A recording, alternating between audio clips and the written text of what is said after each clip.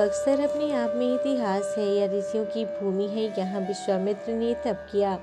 नाम से लेकर यहाँ तक कि मिट्टी में कई रहस्य हैं। रामायण काल से लेकर आधुनिक इतिहास की कई कहानियाँ इस मिट्टी से जुड़ी हैं। ऐसी ही मान्यता भगवान राम के लिट्टी चोखा खाने की है, जिसका उल्लेख ब्रह्म पुराण में है। आज भी बक्सर के पंचकोसी परिक्रमा के दौरान खास दिन भगवान राम के नाम का लिट्टी चोखा खाया जाता है। परिक्रमा में बक्सर के 5 गांव अहिरौली, नादावा, भभुअर, उन्नाव और चरित्र वन में अलग अलग व्यंजन खाया जाता है। आइए जानते हैं 5 गांव की कहानी जहां भगवान राम ने खाया था अलग अलग तरह का व्यंजन। दोस्तों, बांसवा मठ के महंत अच्युत पपन श्रीनिवास रामानुजदास बताते हैं कि बक्सर अपभ्रंश है। हर युग में इसका नाम बदलता गया। ब्रह्म पुराण में इसका उल्लेख किया गया है। सतयुग में बक्सर का नाम सिद्धश्रम था। त्रेता युग में वामनाश्रम हो गया। द्वापर में वीर गारवा कहा गया और व्याघ्रेश्वर से फिर अब अपभ्रंश होकर बक्सर हो गया। बक्सर शब्द ही व्याघ्रेश्वर से निकलता है। रामानुजदास बताते हैं कि दुर्वासा ऋषि के श्राप से ही ऋषि बेदसीरा का चेहरा बाघ जैसा हो गया था। बक्सर के एक पवित्र कुंड में स्नान के बाद ऋषि का चेहरा भी सामान्य हो गया था। इसके बाद इस क्षेत्र इसका नाम व्याघ्रेश्वर पड़ा था। बाद में इससे बक्सर हो गया, जो राजस्व में भी बक्सर के नाम से दर्ज हो गया। महंत बताते हैं कि बक्सर का पूरा क्षेत्र ऋषियों की तपोभूमि और यज्ञ भूमि थी। इसमें महर्षि विश्वामित्र भी शामिल रहे। ऋषियों के यज्ञ और सनातन धर्म को प्रभावित करने को लेकर इस क्षेत्र में राक्षसों की भी संख्या काफी अधिक थी। वह ऋषियों के यज्ञ और तप में लगातार बाधा पहुंचा रहे थे। राक्षसों से मुक्ति पाने के लिए क्षेत्र के ऋषि महर्षि विश्वामित्र के पास गए। इसके समाधान के लिए विश्वामित्र अयोध्या गए और भगवान राम चंद्र के साथ लक्ष्मण को अपने साथ बक्सर लाए। भगवान राम ने बक्सर में ही राक्षसी ताड़का के साथ अन्य राक्षसों का वध किया। रामानुजदास का कहना है कि ऋषियों की रक्षा के लिए राक्षसों का वध करने के बाद बक्सर के आसपास के 5 आश्रम में गए, जहां बड़े ऋषि रहते थे।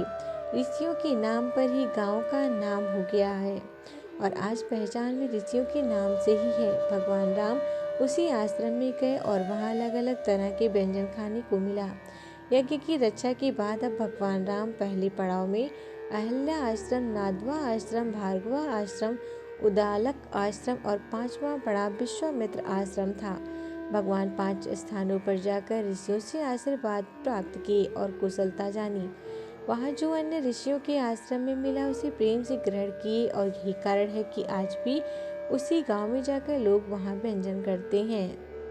बक्सर में रामायण काल की बाद से ही संबंधित गांव में पंचकोसी परिक्रमा की जाती है और उस गांव में वही अन्न खाया जाता है।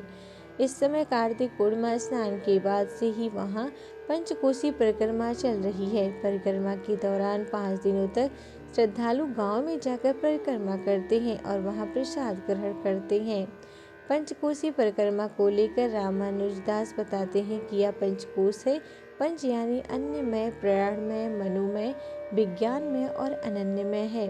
वहीं आज भी लोग खाते हैं। अहिरौली में भगवान ने अहल्या का उद्धार किया था, जो वहाँ पुआ पकवान मिला था। आज भी पंचकोसी के दौरान भक्त वहाँ पुआ पकवान खाते हैं। पंचकोसी परिक्रमा तीसरे दिन चूड़ा दही खाया जाता है। बताया जाता है कि भार्गवा ऋषि से आश्रम में भभुअर में भगवान ने चूड़ा दही खाया था। यह चूड़ा दही खाने के बाद जब पानी नहीं मिला तो लक्ष्मण ने अपने बाण से सरोवर बना दिया। इसी सरोवर में स्नान कर श्रद्धालु उसकी परिक्रमा करने के बाद चूड़ा दही खाते हैं। उन्नाव में उदालक ऋषि के वहां भगवान को सत्तू मूली खिलाया गया था। आज भी परिक्रमा के दौरान श्रद्धालु पंचकोसी परिक्रमा के दौरान सत्तू मूली खाते हैं। पंचकोसी परिक्रमा के अध्यक्ष और बांसगांव मठ के महंत अच्युत प्रपन्न श्रीनिवास रामानुजदास का कहना है कि पंचकोसी परिक्रमा का अंतिम और 5वां दिन गुरुवार को है। गुरुवार को पंचकोसी परिक्रमा के दौरान श्रद्धालुओं का जत्था महर्षि विश्वामित्र के आश्रम सिद्धाश्रम में पहुंचा। यहाँ लिट्टी चोखा खाकर भगवान ने मनोकामना प्राप्ति की कामना की। गुरुवार को यह खास दिन पड़ रहा है। श्रद्धालु श्रद्धा भाव से महर्षि के आश्रम में जाएंगे और पंचकोशी यात्रा का समापन लिट्टी चोखा खाकर करेंगे। लिट्टी चोखा को लेकर कहा गया है कि इसका स्वाद भूलता नहीं है। कहावत है कि माई बिसरी बाबू बिसरी, पचकुसवे के लिट्टी चोखा नाई बिसरी।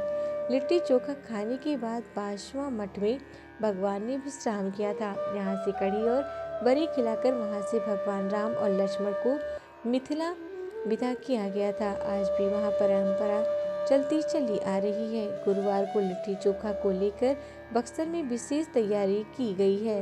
विश्वामित्र आश्रम के व्यवस्थापक हरिवंश बताते हैं कि रामरेखा घाट पर मां गंगा के तट पर स्थित है। त्रिदंडी स्वामी के बक्सर महात्मा पुस्तक का हवाला देते हुए हरिवंश ने बताया कि बक्सर का नाम पहले वेद के गुह्य ज्ञानों के प्रचार प्रसार के लिए गुरु शिष्य की परंपरा थी। इस कारण से वेद गर्भ नाम हुआ। कालांतर में यह पूरा जंगल था और बाघों का बसेरा था। इस कारण से व्याघ्र शरण था और जब बक्सर तीर्थ स्थल बन गया, राम रेखा घाट पर विश्वामित्र बुलाकर बक्सर के लिए लाए। शिक्षा ग्रहण करने के दौरान ही भगवान ने बक्सर में ताड़का का वध किया। त्रिदंडी स्वामी की पुस्तक में यह भी लिखा है कि पहले गंगा बक्सर में नहीं थी। इस कारण से महर्षि विश्वामित्र मनोगति से गंगा स्नान के लिए प्रयाग गए जाते हैं।